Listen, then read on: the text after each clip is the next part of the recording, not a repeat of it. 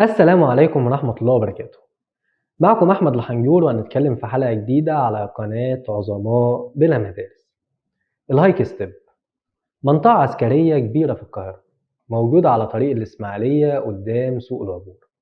مساحتها أكبر من 150 كيلو متر مربع، وسبب شهرتها إنها منطقة تجنيد وتعبئة القاهرة. بس يا ترى ليه اتسمت كده؟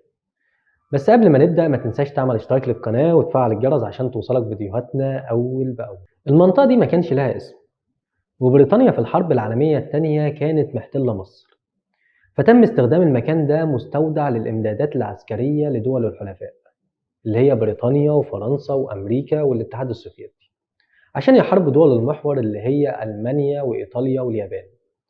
وزي ما قلنا إن بريطانيا وأمريكا كانوا حلفاء، فبريطانيا سمحت لأمريكا بتأسيس قاعدة جوية لها في مصر في المكان ده. وفي سنة 1943 المنطقة دي اتسمت هوكستيب نسبة للطيار الأمريكي بنجامين هوكستيب، والمصريين سموها بعد كده الهايك ستيب.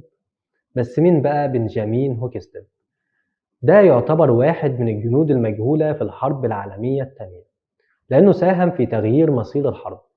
هو اللي أشرف على خطة معركة ميدوي البحرية في المحيط الهادي بين أمريكا واليابان.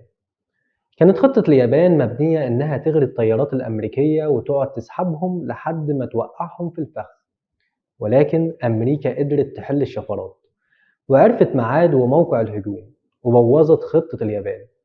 وتم تنفيذ خطة بنجامين هوكستيب، واتعمل غطاء جوي بالطيارات لحماية الأسطول البحري الأمريكي.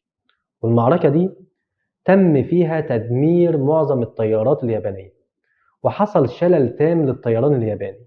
ومن وقتها بدأ تراجع ألمانيا، ودي كانت مقدمة لهزيمة دول المحور وانتهاء الحرب العالمية الثانية. ولكن بنجامين هوكستيب اتقتل أصلا قبل معركة ميدوي ما تبدأ، ولكن أمريكا والحلفاء اعتمدوا بشكل كبير على الخطة بتاعته. وتقديرا لجهوده دي بريطانيا سمت المكان ده باسمه الهايك ستيب. ودي كانت قصتنا النهاردة. شكرا ونشوفكم في حلقة جديدة.